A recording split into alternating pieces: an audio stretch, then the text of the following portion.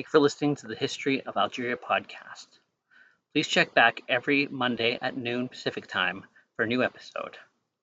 Also available on YouTube and wherever you get your podcast. Check us out at www.eatmyownbeat.com. Welcome back to episode 8 of the History of Algeria podcast.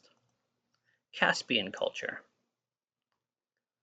The Capsian culture was a late Mesolithic and Neolithic culture centered in the Maghreb that lasted from about 8000 to 2700 BC. It was named after the town of Gasfa in Tunisia, which was known as Caspa in Roman times.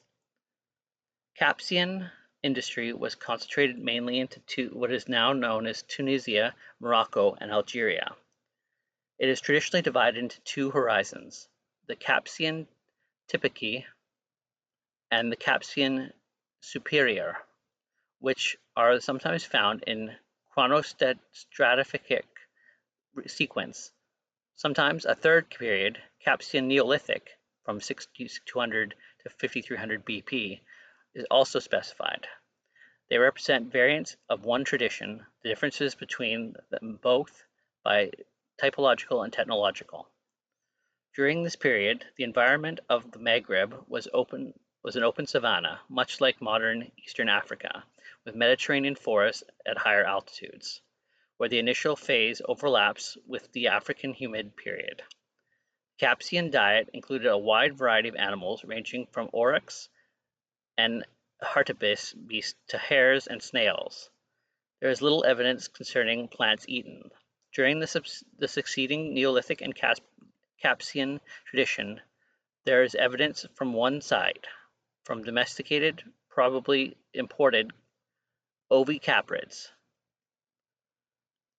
Anatomically, Capsian populations were modern Homo sapiens, traditionally classed into two vegetate types, Proto-Mediterranean and Mecta affluo, on the basis of cranial morphology and anthropological traits.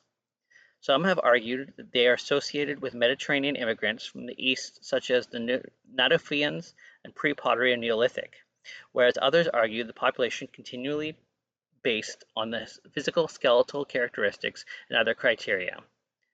Given the Capsian culture's timescale, widespread occurrence in the Sahara, and geographic association with modern speakers of the Afro-Semitic languages, historic linguistics have tentatively associated the industry with the Afroasiatic family, earliest speakers on the continent.